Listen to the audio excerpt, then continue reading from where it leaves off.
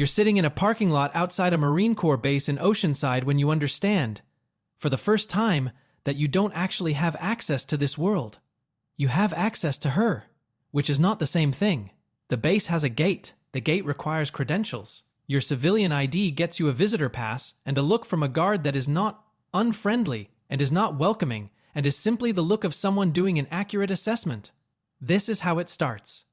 Not with the deployment, not with the PC's orders, not with the morning she packs a bag and tells you the date she expects to return. It starts with a parking lot and a gate and the quiet understanding that you married someone who also belongs to something else. Something that had her first. Something that on certain days will have her back. The first time you go on base, you do not have the right ID. Not the wrong information, the wrong ID. Your civilian driver's license gets you a visitor's pass, which gets you an escort requirement, which means she has to come to the gate to collect you like something that has been held for inspection. The guard is polite. He is also unambiguous. This is information about how things work here, delivered without commentary. The base itself is nothing like you expected. It is organized in a way that civilian spaces don't bother with signs that mean things, roads that go where the map says they go, a logic that does not leave room for personal interpretation. You will come to understand this as a feature. Right now it reads as indifference. She finds you at the gate. She's in camis, which is the word Marines use for their utility uniform, which you learn not by being told but by hearing everyone else use it and understanding that you are the only person who doesn't know this word. She introduces you to two people from her unit. You extend your hand and say first names. She says their ranks and last names quietly from beside you, and you understand you have made an error without understanding the full extent of it yet. On the drive back through the base, she explains rank over first name, not as a correction, as information that simply hadn't reached you yet. Once you know someone well enough, you use their first name, she says, but that's a decision they make. You ask how you'll know when that is. She considers this seriously. You'll know, she says. You do not know yet, but you file it. She moves through this world the way you move through yours automatically, without noticing the grammar because the grammar is just the air. You are learning to breathe something she has breathed her whole adult life. You do not know yet how much of it you will eventually need, or what it will cost to get there. The dress blues are not what you expected either. You knew they existed. You had seen photographs. You were not prepared for what they do to a room when she walks in wearing them the way the formality is not costume but identity. The way she carries the uniform as something she has earned rather than something she was issued. The ceremony is brief and exact. An officer says words that have been said at Marine Corps weddings for a long time. The Arch of Swords happens. The officer at the end of the arch taps her on the shoulder as she passes through and says, "Welcome to the Marine Corps, to you, not to her." She has already been welcomed. You are the new arrival. You find out later this is traditional. You find out later a lot of things are traditional that you thought were improvised. The honeymoon is 3 days. Not because you wanted 3 days. Because her unit has a training evolution scheduled for the 4th, and the training evolution was on the calendar before the wedding was. You know this before you book anything. You choose it anyway. What you do not fully understand before choosing it is that this will not be a one-time configuration, that her schedule will always be the fixed point, and yours will be what adjusts. This is not a complaint she ever makes. It is simply the architecture. The training was on the calendar. The wedding was scheduled around it. The logic is consistent. She does not apologize for this. Not because she is unkind, because apologizing would be inaccurate. This is what the job is.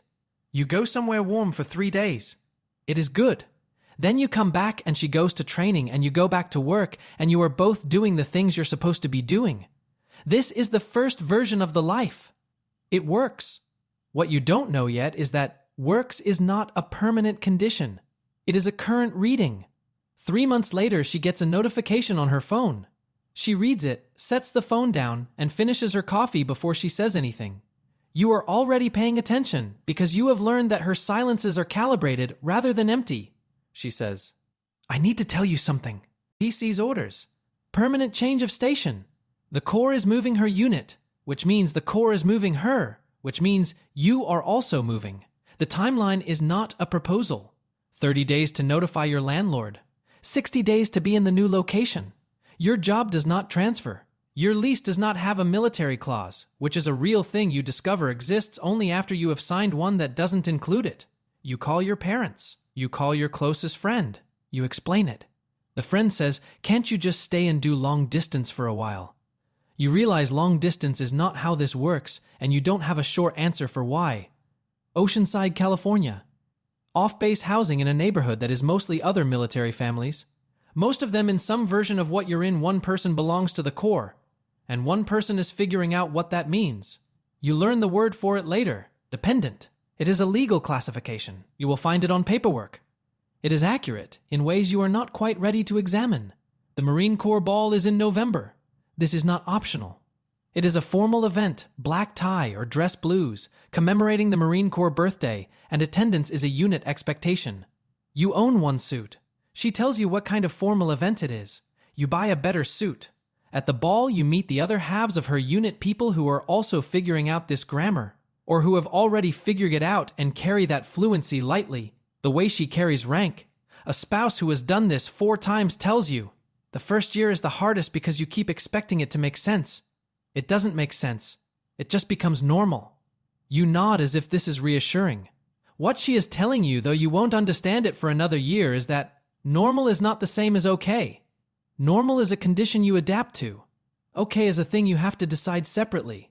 The new city takes shape in the way new places do, slowly, then all at once. A coffee shop you like. A route you prefer. The sound of jets from the base overhead that you stopped hearing after 3 weeks because the brain learns to discard predictable inputs. She is 2 miles away most days and 3,000 miles away in her attention when an exercise is running. You learn to read the difference. You learn that "I'm here" and "I'm present" are not always the same report. This, it turns out, was the easy part, the part that still made sense. The deployment notification arrives on a Tuesday, which is the day the Corps seems to prefer for information that rearranges things. She reads it the way she reads everything that requires a decision twice, carefully, with her face doing nothing. You are in the kitchen.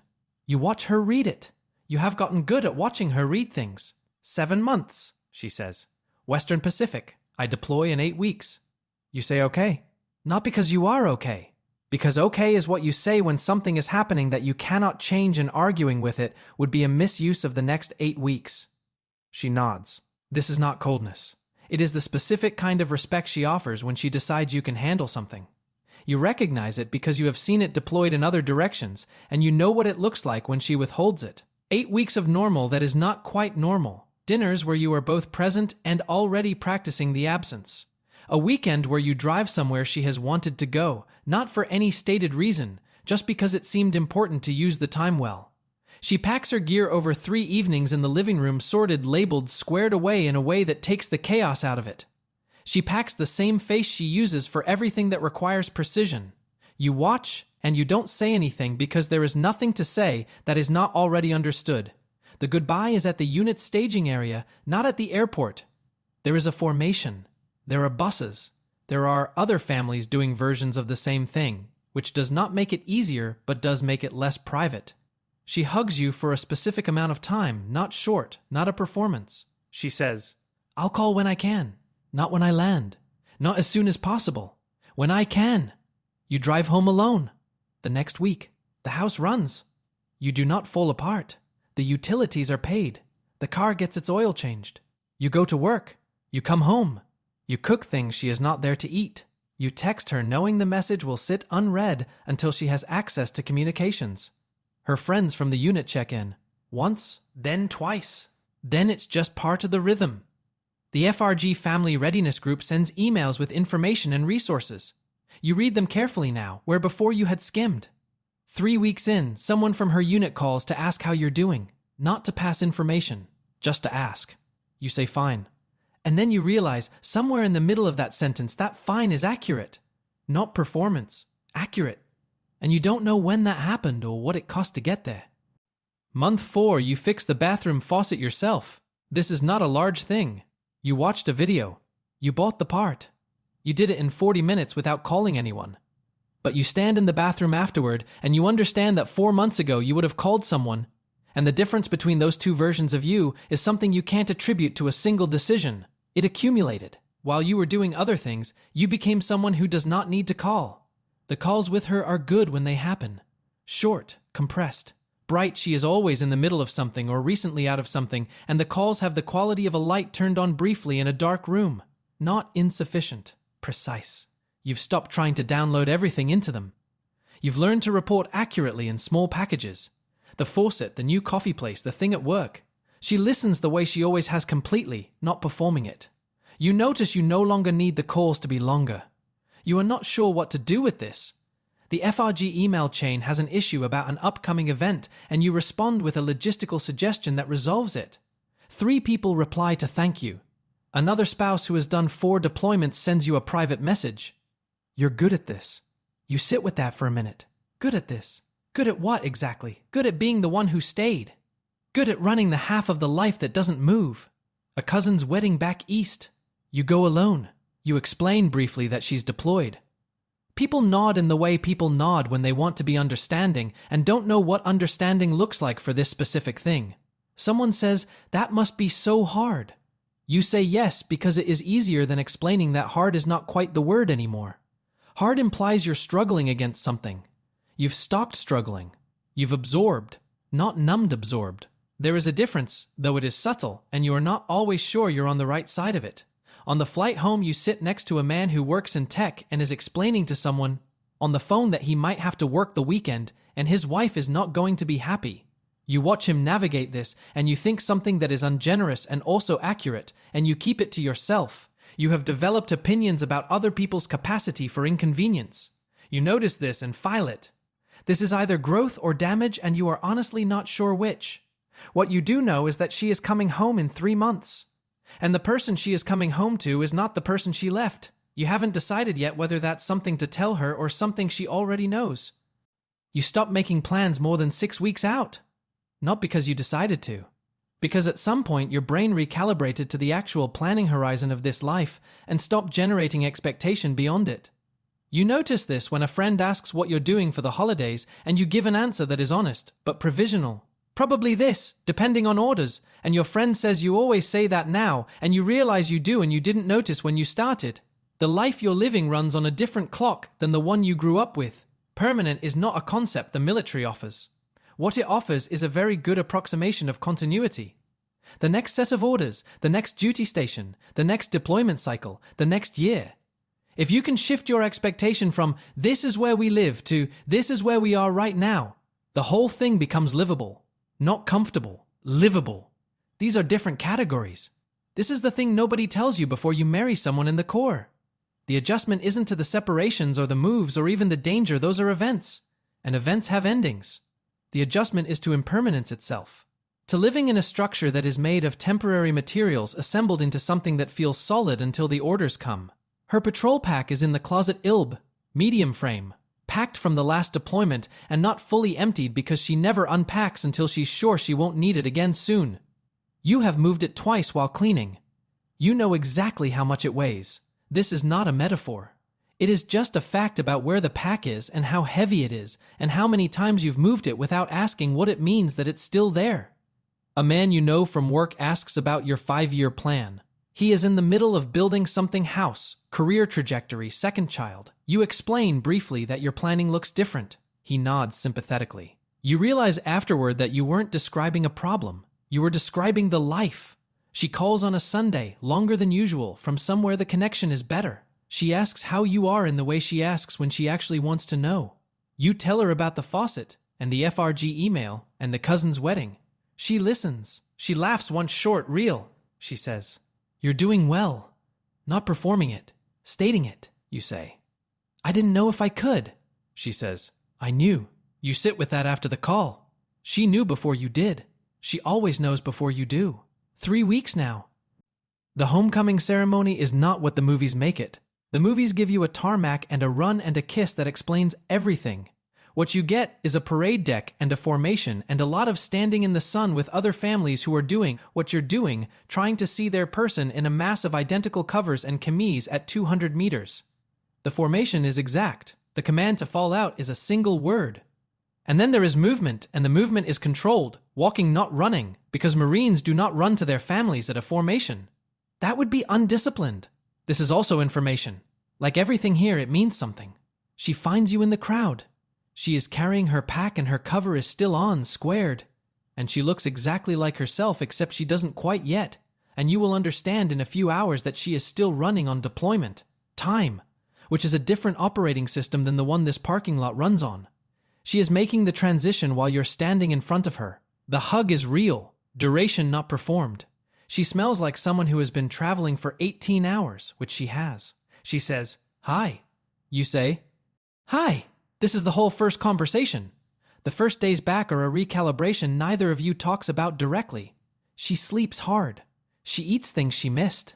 She moves through the house relearning where things are, including the things you moved, which you now have to unmove or explain.